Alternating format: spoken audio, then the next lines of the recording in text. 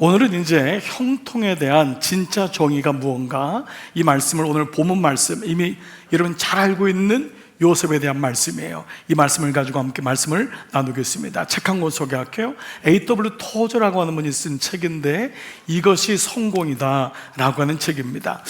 이 사람은 무엇이 성공이냐, 여러분 우리가 누군가를 바라볼 때 저 사람 성공했네 라고 할 때 있죠. 여러분 기준이 뭐죠? 일단 뭐죠? 일단 그런 거 있죠. 네? 그 사람 명예, 직장, 직업, 물질, 자녀, 어떤 행복에 대한 우리 기준이 있죠. A.W. 토저는 성경에서 말하는 성공이 뭘까를 얘기하는데요, 좀 우리에게 충격적인 좀 단어도 있어요. 먼저는 뭐냐면, 그리스도인이 된다는 것은 성공의 정의가 달라진다는 거래요. 예수를 믿는다는 게 뭐냐 하면, 성공에 대한 기준이 before AD처럼 바뀌어진다는 거예요. 물론 한꺼번에 우리가 이 땅에서 주는 이런 물질적인 복, 행복, 건강, 어떤 이런 거 여러분 이거 무시할 수 없습니다. 물론 구약에도 여러분 여기 대해서 많이 쓰고 있어요. 왜 그런데 구약에서의 뜻이 예수님의 십자가로 가냐면, 우리가 처음에는 예수님의 십자가를 받아들일 수가 없는 거예요. 이 고난 가운데 감추어진 이 비밀들, 이런 주님의 은혜, 그래서 처음에 주님이 설득해 나가는 과정이 구약이에요.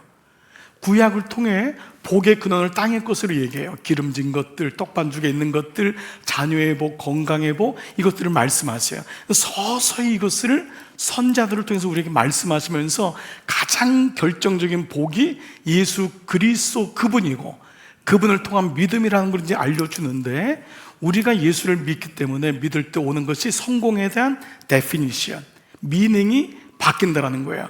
그래서 충격적인 언어를 그 다음 쓰는 게, 세상이 박수치는 성공이 하나님 앞에서는 실패일 수 있다라는 거예요. 여러분 좀 충격 아니에요? 세상 사람들이 박수치는 성공이 하나님 앞에서는 실패일 수 있다라고까지 얘기해요. 자, 이런 의미로 본다면 오늘 여러분 요셉은 어떤가요? 오늘 여러분 형통한 사람 요셉, 여러분 이 매일 성경의 제목이잖아요. 여러분 중에는 물론 요셉의 결론을 알고 있지만, 과연 요셉이 형통한 사람일까? 성공한 사람일까? 그래서 성공이란 단어와 이제 형통이란 단어를 같이 씁니다. 이제 같은 동요로 쓰는데, 개정 성경에는 형통, 그리고 이제 오늘 말씀에는 그가 일이 잘 풀렸다, 잘 되었다라고 하죠. 자, 그래서 이제 오늘 이제 이 성공에 대한, 먼저 형통에 대한 사전적인 의미가 뭐냐 하면, 사전을 보면은 모든 일이 뜻 가운데 잘 되는 것, 잘 풀리는 것, 이것이 이제 성공이라고 해요. 그래서 이것은 만사형통의 준말, 어원적인 의미로도 모든 것이 생각대로 풀리는 것. 그러니까 여기의 기준이 뭐죠? 내 생각과 내 뜻. 이게 이제 기본적인 세상에 여러분도 그렇게 생각할 수 있을 거예요. 그런데 예수를 믿으면서 우리의 삶에 뭐가 바뀌죠? 주어가 바뀌잖아요. 아멘. 주어가 바뀌게 된 거예요. 하나님이라는 분이 내 인생에 들어온 거예요. 나는 처음엔 내가 하는 줄 알았단 말이에요. 하나님이 들어오면서 이제는 내 생각과 내 뜻대로 풀리는 게 형통이 아니라, 하나님의 뜻과 하나님의 생각이 들어오는 거예요. 그러니까 하나님이 보시기에 이것이 성공이다, 이것이 형통이다, 이 무게주가 옮겨지는 것을 말하고 있다는 것이죠. 우리가 날마다 고백하는 주기도문 보세요. 한번 고백해 볼까요? 시작. 하늘에 계신 우리 아버지여, 이름이 거룩히 여김을 받으시오며 나라 임하옵시며 뜻이 하늘에서 이루어진 것 같이 땅에서도 이루어진다는 거예요. 그 뜻이 뭐죠? 하나님의 뜻이 하늘에서 이루어진 것 같이 나에게도 이루어진다는 거예요. 하나님의 뜻이, 이거를 가르쳐 서론적인 말씀을 하면 형통이라는 거예요. 즉 형통의 정의를 찾는 건 뭐냐 하면, 누가 그 형통을 형통이라고 하느냐, 누가 그 복을 복이라고 하느냐, 그 복이 어디로부터 오는 것이냐, 이제 이 말씀을 오늘 하고 있다는 것이죠. 자, 그래서 오늘 요셉의 한번 일대기를 통해서 한번 볼게요. 자, 요셉의 말씀이 계속되고 있어요. 형들에게 팔려서 요셉은 하루아침에 노예가 되죠. 그래서 이스마엘 상인들에게 팔려서 애굽이라는 저 멀리까지 갔어요. 자, 이제 그 말씀 속에서 오늘 본문이 시작됩니다. 자, 펜 드시고 1절에서 어떤 말씀이 중요하게 들어올지 한번 보겠어요. 1절 같이 시작. 요셉이 이집트로 끌려갔다. 요셉을 이집트로 끌고 내려간 이스마엘 사람들은 바로의 신하인 경호대장 이집트 사람 보디발에게 요셉을 팔았다. 자, 여기서 이제 보여지는 단어가 끌려갔다. 앞에 한번 봐보세요. 끌고 내려갔다. 이 말은 구덩이에 던져졌다는 말과 어원이 같아요. 이거 뭐냐면 죽었다는 거예요. 끝났다는 거예요. 구덩이에 던졌다는 건 여러분 이미 시체라는 거예요. 그건 스올로 내려갔다. 그 말이거든요. 그러니까 팔렸다. 이 말은 뭐예요? 더 이상 찾아볼 수가 없다는 거예요. 그러니까 이런 말씀들 그 뒤에 경호대장 이집트 사람 보디발에게 요셉을 팔았다는 거예요. 이 보디발이라는 단어가 영어 음역으로 포티파스라는 단어입니다. 포티파르란 말은 뭐냐면 포티가 누구누구에게 주어진, 파르가 여러분 이 태양신의 이름이에요. 그러니까 태양신의 이름을 가진 사람 혹은 태양신으로부터 이름을 부여받은 사람이 보디발입니다. 그러니까 완전히 세상적인 대명사예요. 세상을 대명사로 지칭하는 게 보디발이라고 해도 과언이 아닌 거죠. 그에게 요셉이 팔려갔다라는 거예요. 그러니까 오늘 이 말씀은 뭐예요? 세상 기준으로 보면 이미 소망이 없다, 끝났다, 전화가 온다, 네, 이런 거죠. 아마 묵음으로 안 해놓으셔서 그런 것 같아요. 빨리 여러분 묵음으로 하든지 빨리 던져버리세요. 자, 그래서 이제 세상 기준으로 하면은 다 망한 거예요. 끝난 거예요. 포티파르에게 이미 다 끌려갔다는 거예요. 그런데 2절이 완전히 반전이에요. 자, 2절 앞에 어떤 부사가 들어갔을까요? 그런데 2절이에요. 그런데 주님께서 요셉과 함께 계셔서, 이거예요. 끌려갔는데 끝났잖아요. 그런데 주님께서 요셉과 함께 계셔서, 이 말씀이 형통에 대한 그림자를 이제 찾아가는 거예요. 형통이 뭐냐? 주님께서 함께 있었는 거예요. 역으로 말하면 여러분, 그가 아무리 높은 자리에 있어도 주님이 함께 계시지 않는다면 그는 형통이 아니래요. 그건 성공이 아니래요. 더 위험할 수 있어요. 더 위험할 수 있어요. 그러니까 오늘 이 본문이 너무 중요한 개념이죠. 그래서 그가 앞길이 잘 열리도록 그를 돌보셨다가 개정성경에 보면은 형통한 자가 되었다라고 말합니다. 그래서 여러분 본문에 2절, 3절, 21절, 23절에 형통이라는 단어가 계속 나와요. 이 단어가 이제 이 창세기 이 말씀에 나오는데, 이 형통이라는 단어는 히브리어로, 여러분 이 단어인데 이건 좀 알았으면 좋겠어요.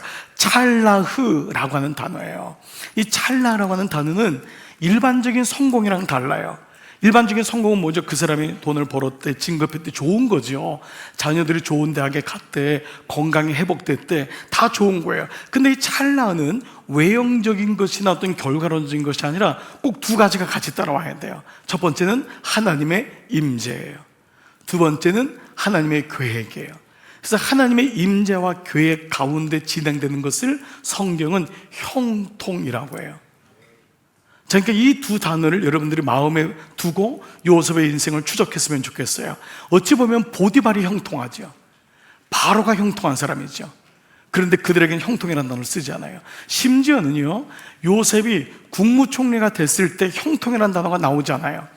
우리가 볼 땐 아니 그 애굽의 국무총리가 되면 그를 형통했다, 성공했다고 나오잖아요. 그렇잖아요. 그냥 그것은 그에게 감옥에 그리고 노예로 갔던 모든 것 속에서 하나님이 함께 하시고 계획했던 결과일 뿐인 거예요. 그거는 그의 사명인 거예요. 그가 마땅히 이루어야 돼요. 그러니까 형통은 뭐냐 하면 어디서 쓰이냐면 고난 가운데, 감옥이나 전쟁이나 극심한 환난 가운데서도 여전히 하나님이 그를 도우셨고 그와 함께 했다고 하는 단어가 쓰이는 게 바로 찰나예요. 성경은 그때 하나님이 그와 함께함으로 형통하게 되었다라는 말씀을 갖고 있다는 것이죠. 자, 이제 이런 가운데 이제 그 주인이 포티파르라고 한 사람에게 어떤 일이 일어난지 한번 볼게요. 3절 같이 읽겠습니다. 시작. 그 주인은 주님께서 요셉과 함께 계시며 요셉이 하는 일마다 잘 되도록 주님께서 돌보신다는 것을 알았다. 자, 여기도 하는 일마다 잘 되도록 주님께서 돕는다는 것, 이걸 뭐라 하냐면 개정성에 보니까 이거를 범사에 형통하게 하심을 알았다는 거예요. 누가 알았죠? 세상에 포티파르가. 이 포티파르가 보디발이 요셉을 보니까 이 포티파르는 이방인이란 말이에요. 그것도 태양신에게 주어진 사람이에요. 이 사람은 전형적인 이방인이에요. 그런데 그가 요셉이 하는 일마다 하나님이 함께하는 걸 보았다는 거예요. 이게 놀라운 거예요. 이게 세상은 하나님이 직접 말씀하셔도 되잖아요.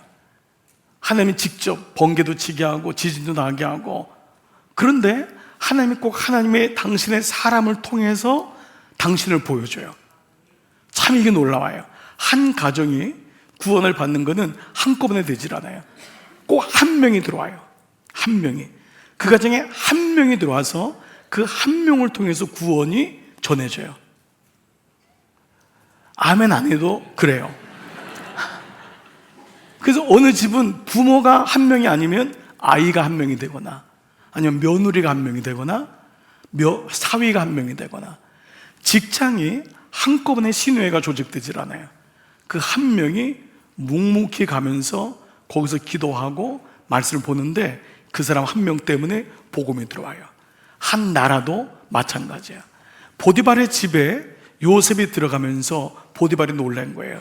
이 사람이 하나님께서 함께 한다는 것을 어떻게 알았을까요? 하늘마다 잘 됐다는 게 이 사람의 뭐 일에 어떤 능수능란하고 이것만 의미하는 게 아닐 거예요. 분명히 노예인데 다른 거예요. 노예인데 어떻게 저런 기쁨이 있지? 아니 노예인데 어떻게 저런 셀프 컨피던스가 있냔 말이야. 저런 자긍심이 있냔 말이야.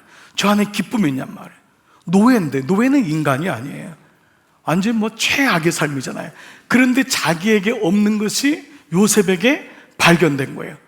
그걸 보면서 보디발의 마음이 움직이기 시작해요. 그렇습니다. 요셉을 통해서 그 가정을 복이 내려가는, 그 요셉이 뭐냐? 복의 유통자가 되는 거예요. 이게 하나님의 시나리오예요. 하나님이 우리에게 말씀을 주실 때 사람을 통해서 복음을 주시는 것처럼 여러분이 가는 곳마다 하나님은 여러분을 요셉으로 삼기를 원하시는 줄 믿습니다. 이게 요셉의 정체성이라면, 내가 요셉이었구나.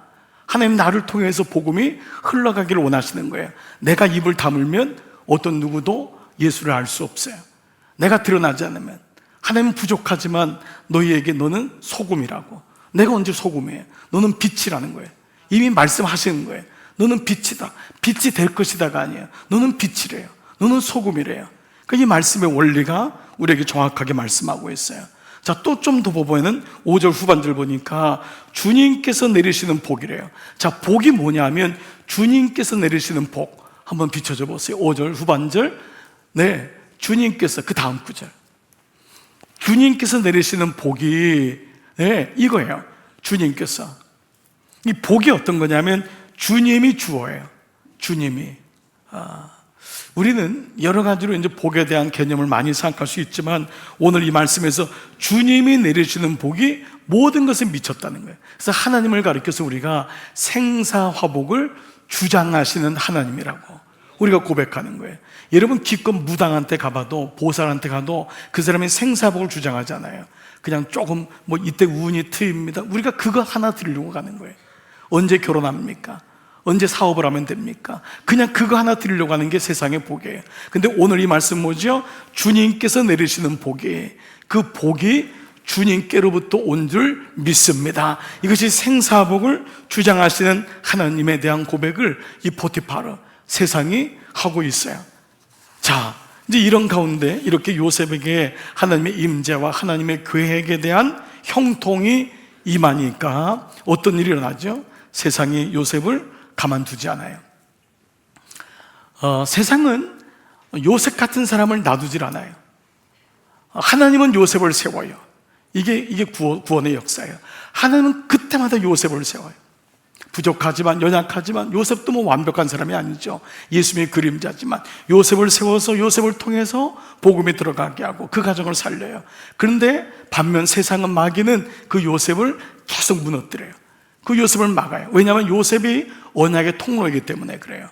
그래서 오늘 마지막 말씀에 보니까 요셉이 어떤 모습인지를 여러분 6절 후반절에 이렇게 기록하고 있어요. 한번 여러분 성경에다가 매일 성경 밑줄 그면서 한번 읽어볼게요. 시작. 요셉은 용모가 준수하고 잘생긴 미남이었다. 자, 우리가 이렇게 본다면 요셉은 모델 같네. 뭐 이런 뭐야, 뭐 이렇게 잘생겼어. 뭐 이런 사람이야. 뭐야, 믿음도 좋은데 얼굴도 잘생겼어. 뭐 이런 거. 여기다 키도 크고 이런 건 안 나왔어요. 근데 네. 이게 아닌데, 근데 이 구절 보니까 어떤 구절이 있냐면 똑같은 오원적인 구절이에요. 사무엘상 6장 12절. 그의 빛이 붉고 눈이 빼어나고 얼굴이 아름답더라. 이게 다윗을 향한 거예요. 즉 이 말은 용모만을 얘기하는 건 결코 아니라는 거예요. 이거는 뭐냐면 그 긴 시간 동안 그 어려움 속에서도 하나님의 약속을 신실하게 붙잡은 요셉의 모습이에요. 그가 어떤 모습이냐, 이걸 만약 겉모습으로 한다면, 여러분 세상에 예쁜 사람, 잘생긴 사람 얼마나 많아요. 여러분 요셉은 그런 사람, 이 말씀으로만 외형적인 단어가 아니라는 걸 알고 해요. 하나님의 약속을 붙잡고 있는 요셉의 신실한 모습. 그렇기 때문에 그 다음 구절이 뭐냐 하면 이것을 짓밟고 무너뜨리는 사람이 등장해요. 바로 보디발의 아내입니다. 7절 보세요. 7절. 자, 같이 읽겠습니다. 시작. 일이 이렇게 된 지 얼마 지나지 않아서 주인의 아내가 요셉에게 눈짓을 하며 나하고 침실로 가요 하고 꿰었다. 여러분 좀 너무 번역이 너무 애들 유치하게 번역된 것 같아서 이거 뭐 손잡고 소풍 가요 뭐 이런 느낌, 뭐 이런 느낌 같지만 이것을 뭐냐, 그림 언어라고 해요.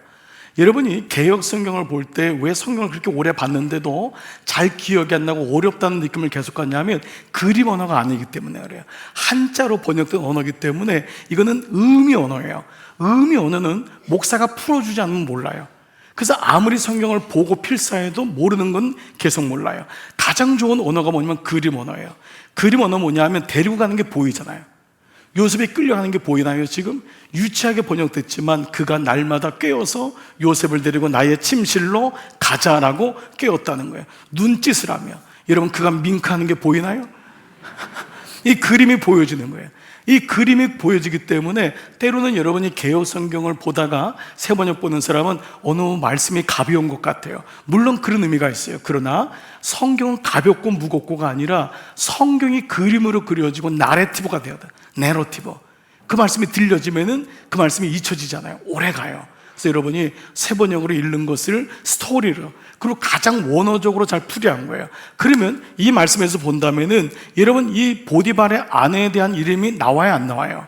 나오지 않아요. 보디발이라고 하는 이름은 나왔는데 제 묵상이에요. 왜 이름이 나오지 않을까? 우리를 침실로 끌고 가는 개인의 것이 있더라는 거예요. 어떤 사람에게는 명예가 되기도 해요. 어떤 사람에게는 욕망이 되기도 해요. 어떤 사람은 끊을 수 없는 중독이 되기도 해요. 어떤 사람에게 인생의 성공이 되기도 해요. 그것이 나를 침실로 끌고 가는 거예요. 여기 끌고 갔다 내려갔다는 단어가 다 웅덩이로 끌고 갔다는 어원과 같은 단어를 쓰는 맥락이 바로 그런 맥락이에요. 그가 요셉을 끌고 가는 거예요. 이 침실은 죽음의 웅덩이에요. 들어가면 죽어요. 들어가면 죽는 거예요.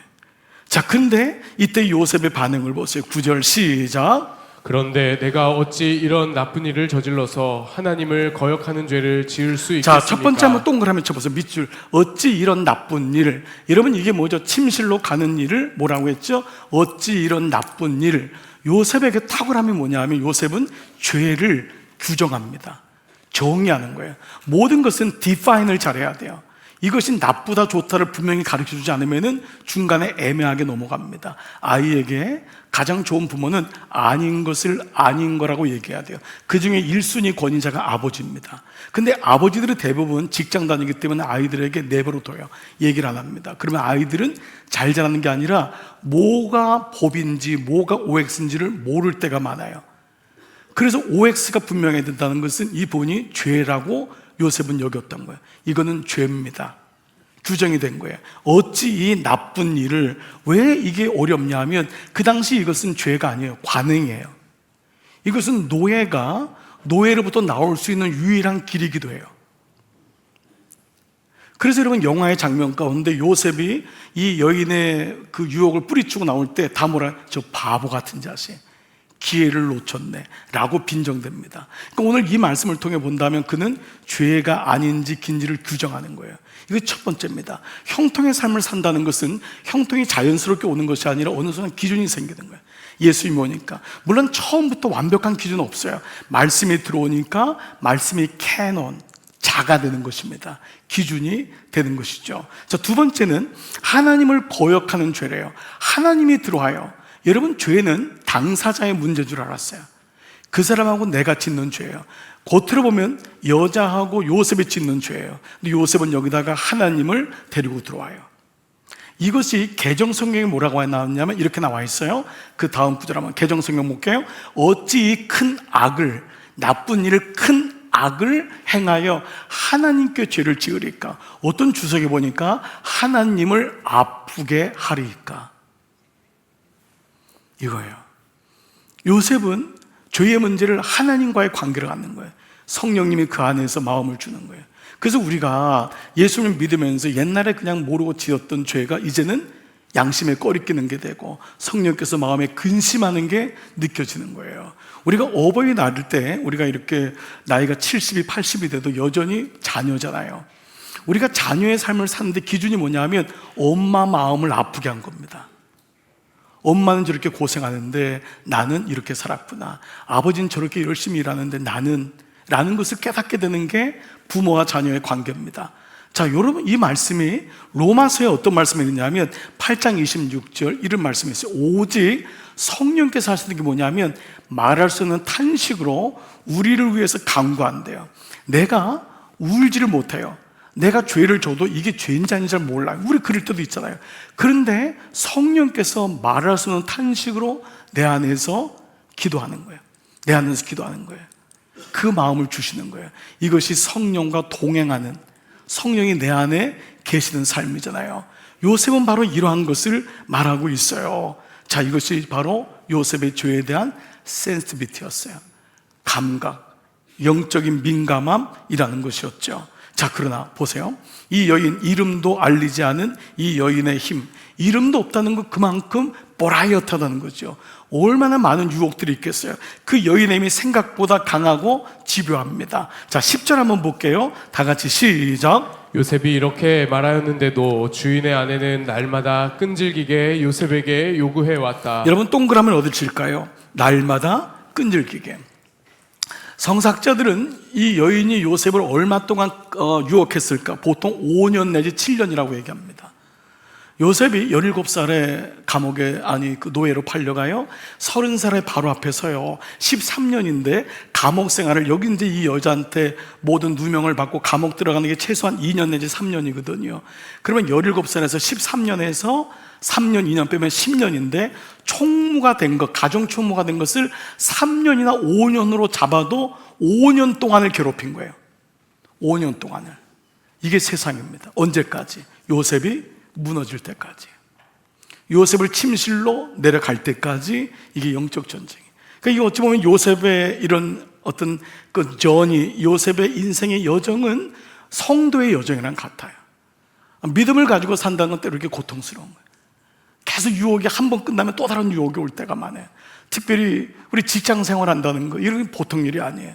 보이지 않는 삶에서 얼마큼 내가 믿음의 순결을 지키냐, 참 어려워요. 이런 부분이 우리에게도 말씀이 적용되는 거죠. 날마다, 영어에도 every single day, 한 날도 빠짐없이, 이게 날마다야. 그래서 우리도 매일마다기 때문에 매일 성경을 보는 거예요.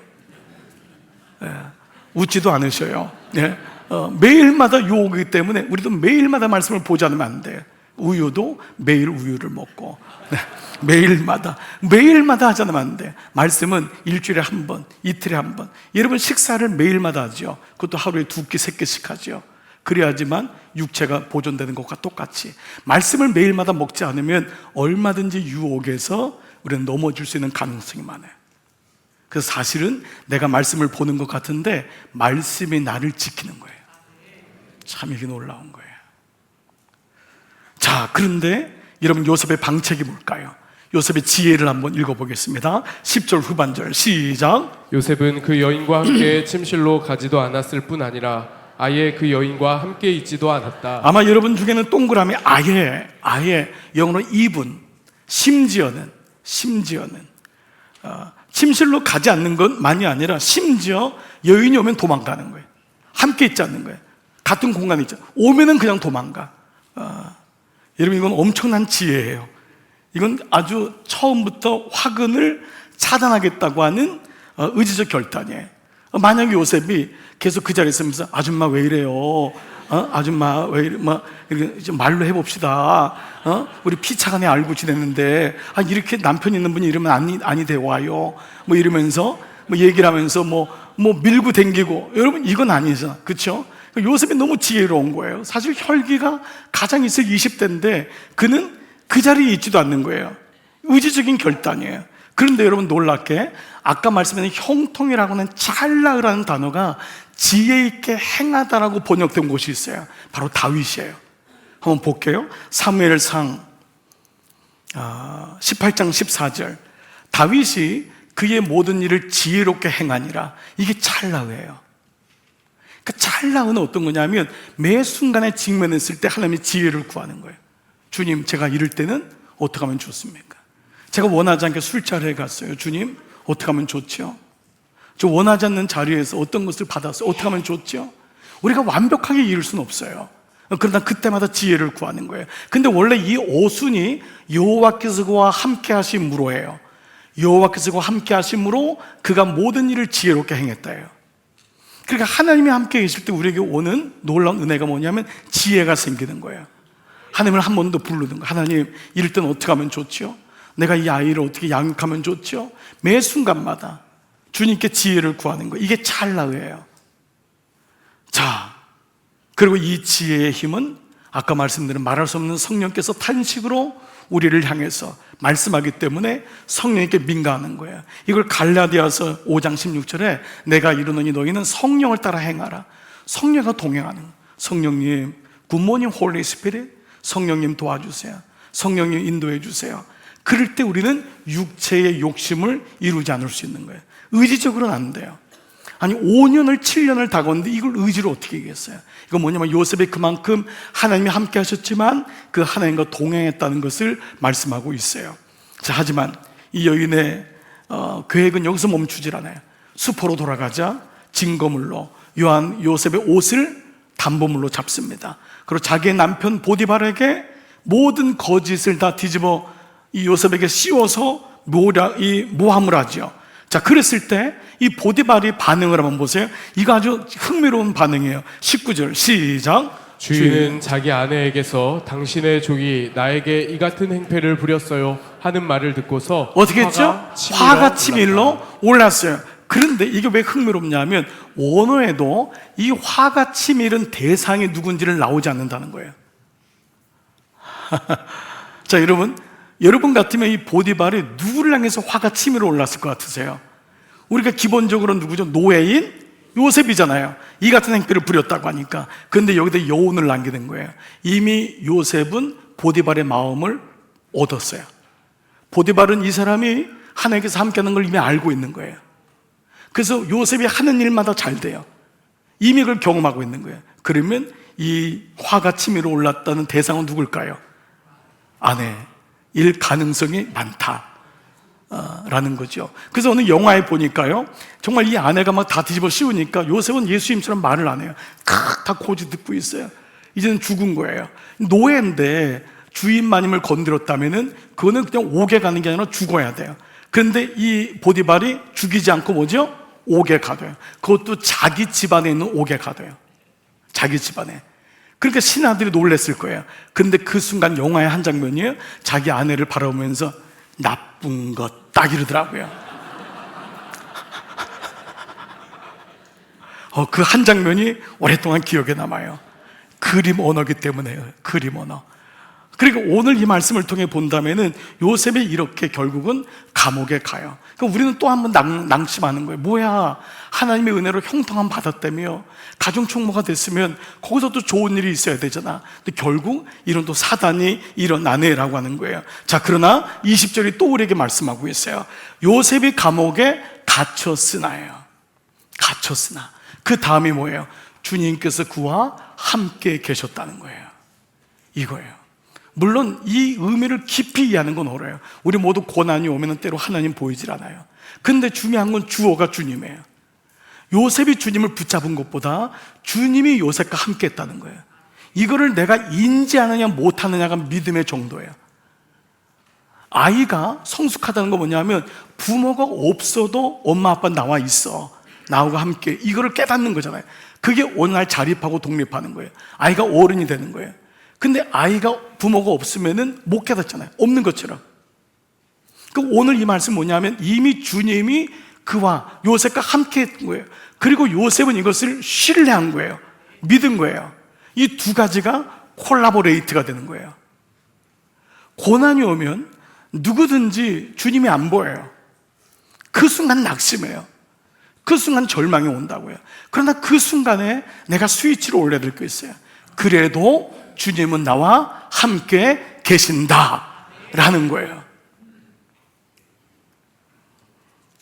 그래서 놀랍게도 그가 왕의 죄수들이 있는 곳에 들어가게 돼요. 20절을 한번 볼게요. 그곳은 왕의 죄수들을 가두는 곳이었다. 그 집안에 있는 감옥이었던 거예요. 근데 이것이 일명 그 다음 구절 봐보세요. 20절 20절 봐보세요. 네, 그 다음 구절 봐보세요. 네, 여기요. 네, 그곳은 왕의 죄수들을 가두는 곳이었다. 20절인데 이게 소위 일명 신의 한 수입니다. 왜 신의 한 수일까요? 여러분 이미 전체를 알고 계시죠? 바로 여기서 2년, 3년 동안 모든 애굽의 경제, 정치, 지리, 모든 죄수들이 다 여기 있는 거예요. 여기서 이 사람은 세상이 알 수 없는 모든 애굽의 정치와 경제와 모든 것을 섭렵하게 되는 시간을 갖게 되죠. 놀랍죠.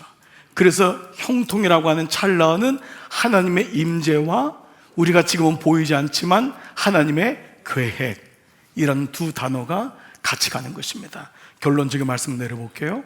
두 가지로 요약해 볼게요. 찰나의 하나님의 형통의 정의, 진짜 정의, 첫 번째는 하나님의 함께 하심입니다. 하나님의 요셉을 빚어가고 있었던 거예요. 요셉은 몰랐지만 하나님의 감옥에서도, 하나님의 노예에서도, 형들에게 팔릴 때도, 누명을 받을 때도 하나님은 그를 빚어가고 있었다는 거예요. 우리가 형통이란 단어는 무엇이 보이면 형통이고 안 되면 낭망하고 안 되고, 이게 아니라 이미 하나님의 손길이 여전히 나를 빚어가신다는 거예요. 우리가 자녀들을 향해서 볼 때도 이 눈이 필요해요. 지금 당장 눈에 보이는 것으로 얘는 공부가 안 되겠어, 얘는 이러네, 얘는 성격이 왜 이래, 우리가 어떤 그런 것으로 보면 안 돼요. 하나님의 임재와 하나님의 계획, 선하신 그분의 손길이 이 아이를, 우리 가정을 빚어가고 있다고 하는 시각, 이것이 바로 형통인 줄 믿습니다. 그래서 여러분 가장 좋은 게 뭐냐, 요한 웨슬리 목사님이라고 감리교를 창시한 목사님이 마지막 임종 때 한 말씀이 뭐냐면, 무엇보다 가장 좋은 것은 하나님이 우리와 함께 계신다, 이 언어를 썼어요. 이 문장을. 무엇보다 가장 좋은 것은 하나님이 우리와 함께 계신다. The best of all is God is with us. The best of all, 모든 것 중에 가장 best is God is with us. 하나님이 우리와 함께 계신다. 두 번째, 하나님이 함께 계심으로 인해서 우리 인생에 어떠한 능력을 주님이 주시냐면, 놀랍게도 형통은 문제가 없어지는 게 형통이 아니에요. 형통은 아무 문제 없어, 우리 집이 일사천리야, 이게 형통이 아니에요. 형통은 문제 가운데서 돌파하는 힘을 주신다는 거예요. 이게 형통이에요. 여러분, 진짜 형통은 문제가 없는 것이 아니라 돌파할 수 있는 힘을 공급받는데, 이거를 이어서 한번 얘기해 볼게요. 이렇게 한번 쓰는 거예요. 돌파하여서 다른 일을 복되게 하는 데까지 나가는 거예요. 이게 요셉의 인생이에요. 요셉은 모든 순간 속에 좌절할 수 있잖아요. 그런데 하나님이 그에게 돌파하는 브레이크 뚜루 할 수 있는 힘을 줘요. 은혜를 줘요. 그렇게 상처를 입었는데, 그렇게 노예가 됐는데, 그렇게 감옥에 갔는데, 그리고 놀랍게도 그는 가는 곳마다 다른 일을 복되게 해요. 이게 요셉이에요. 그가 예수님의 그림자가 되는 이유가 바로 여기 있는 거예요. 그는 자기의 형통으로 삼지 않고 자기가 이겨낸 그 고난을 통해서 다른 사람을 복되게 하는, 구원에 이르게 하는 사명자, 아직 가야 할 길을 걷는 인생으로 바뀐다는 거예요. 여러분, 이 말씀이 브레이크 뚜르라고 하는 말씀이 뭐냐 하면 이 꿰뚫다, 아까 말씀대로 돌파다잖아요. 이 말씀이 찰나으라는 언어예요. 형통이라는 언어에는 돌파다라는 단어가 있어요. 하나님의 목적을 이루다, 돌파다. 자, 그 말씀이 역시 다윗에 대한 말씀이 나와요. 사무엘 하 5장 20절 보면은 다윗이 바알 브라심에 이르러 거기서 아말렉 족속, 이방 족속, 아람 족속을 쳐요. 이 사람들이 하나님 백성을 계속 공격하니까 예배를 못 드리게 하는 거예요. 그 쳐서 다윗이 그때 승리를 했는데 뭐라고 말했냐면, 자기가 승리했잖아요. 근데 여호와께서 물을 흩음같이 내 앞에서 내 대적을, 그들을 흩으셨다. 이게 돌파예요. 브레이크 뚜루예요. 그래서 이 단어가 뭐냐면 바로 아까 말한 찰나예요. 나를 형통케 하셨다. 하나님이 일하셨다. 그분이 일하심으로 나로 하여금 돌파할 수 있는 지혜와 능력을 주셨다. 그래서 그 이름을 바알, 그 다음 뭐세요? 브라심인데, 바알 브라심이라는 단어 자체가 또 로드 브로크뚜루, 어떻게 하죠? 돌파하신 하나님, 돌파하게 하신 하나님. 이 과거형으로 써서 브레이크 브로크 뚜루, 나를 하여금 돌파하게 하신 하나님이라고 기억했던 것입니다. 보십시오. 말씀을 마무리할게요. 자, 그래서 요셉이 마지막에 형들을 만났을 때 뭐라고 얘기하냐면 이렇게 말해요. 하나님이 큰 구원으로, 당신들이 그 나를 팔고 죽이려고 하고 얼마나 그게 많았어요. 이간질하고. 근데 그거 다 잊어버린 거예요. 하나님이, 주어가 딱 하나님이에요. 하나님이 큰 구원의 계획, 그림을 그려가지고 당신들의 생명을 보존하고 당신들의 후손을 세상에 두시려고, 즉 이스라엘 민족을 만들려고 나를 당신들보다 먼저 이 애굽 땅에 보내셨나니. 그는 종으로 왔고 감옥에 갔지만 그걸 생각하잖아. 난 보냄을 받았다는 거예요. 나를 보냈느니 그런즉 나를 이리로 보내니는 당신들이 아니요 하나님이시라. 이게 지금 다윗이 인생을 부는 키예요. 형통이 임하니까 하나님이 함께 하셨기 때문에 나는 그 어려움이 아니었어요. 오히려 그때 내게는 돌파하는 힘을 주셨고, 그로 인하여 온 가족이 살아서 이스라엘이 만들어지는 구원의 길이 되지 않았냔 말이에요. 요셉을 예수님의 그림자라고 여기는 이유가 그를 통하여 민족들이 다 살잖아요. 애굽 사람이 살잖아요. 그가 가는 곳마다 간수장이 살고 보디발이 살고, 그가 가는 곳마다 나라가 살고, 그리고 온 인류를 살리신 예수님의 그림자가 되는 것처럼 형통의 두 번째 정의는 뭐냐 하면 브레이크 뚜루, 돌파하지만 그 복을 나누게 하는, 돌파하여 그 복을 나누는 축복의 통로, 유통자. 그것이 우리의 사명이라는 거예요. 다른 사람을 살리는, 여러분 이것이 세상 사람들하고 다른 복이에요. 세상 사람들은 나만 잘 먹고 끝이에요. 그러나 우리는 누군가를 살리고 누군가를 세워주고 구원을 전하는 하나님의 사람, 요셉으로 부름받은 줄 믿습니다. 오늘 이 말씀이 여러분 삶에 그동안 가졌던 형통에 대한 개념이 요셉으로 인하여 바뀌어지고, 주님 제가 요셉이었군요. 우리 모두를 요셉으로 부른 거예요. 인생의 여정 가운데 유혹도 오고 종으로 팔려가는 비루함도 겪고 인생에 풀리지 않는 문제가 있을지라도 그 가운데서 여전히 나는 주님을 신뢰하는 거예요. 주님의 함께 계심을 믿는 것, 형통. 그리고 그 복을 돌파하는 힘을 내가 공급받아, 그리고 마침내 다른 사람에게 그 복을 나누는 하나님의 놀라운 통로가 되는, 메신저가 되는 이 은혜가 여러분 가운데 이미 있는 줄 믿습니다. 이번 한 주간도 이 말씀 가지고 살아내고 승리하시기를 주의 이름으로 축복합니다. 아멘. 여러분 성경 말씀 다 드시고요, 자리에서 한번 다 일어나 보시겠습니다. 우리 같이 이 찬양 고백하고 여러분 세상에 파송하겠습니다.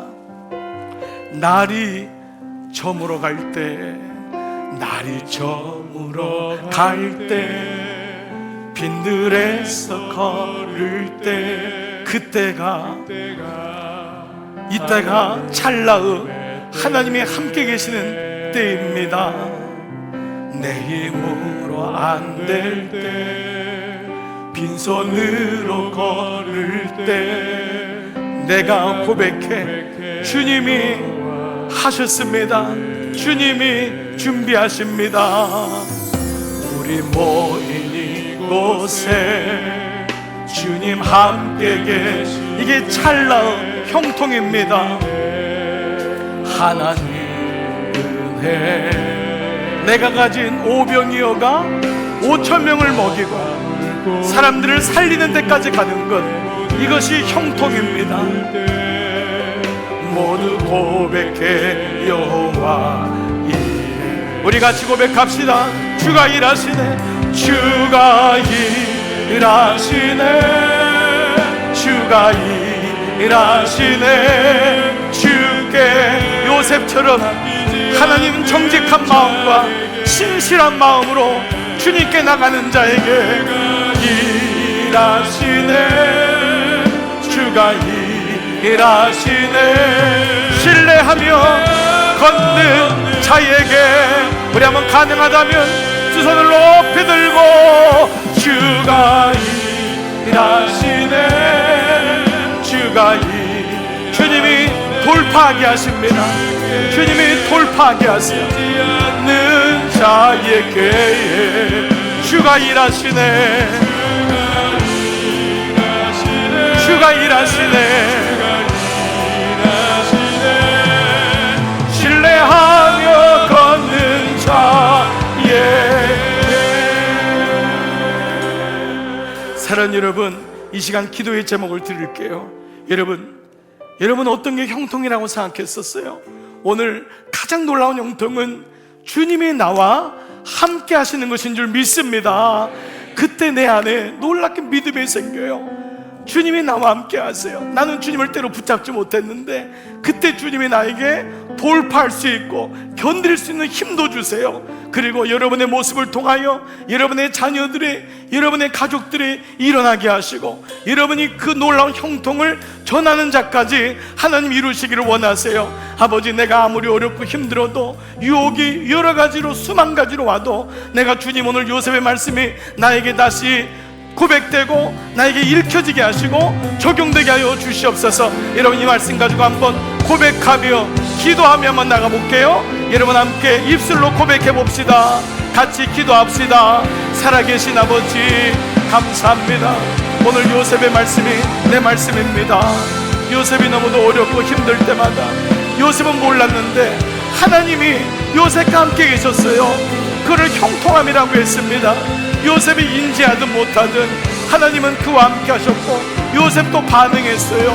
그래서 그 어려운 가운데서도 하나님과 동행했고 그 유혹 속에도 그 대가를 치렀지만은 너무도 귀한 인생을 살게 되면서 오히려 그 감옥에서 애굽의 총리가 되는 모든 준비를 할 수 있었으니 하나님 은혜입니다.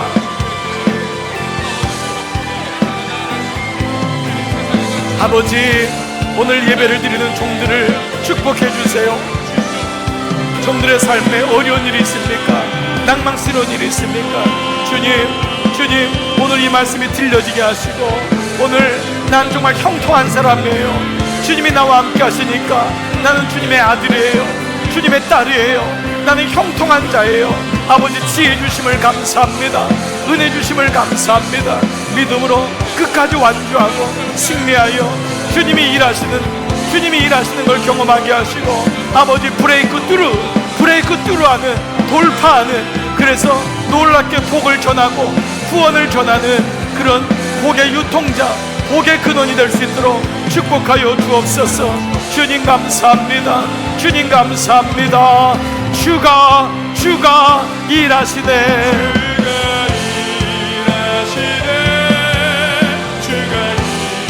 주께 아끼지 않는 자에게 요셉처럼 아버지 주가 일하시네. 주가 일하시네. 신뢰하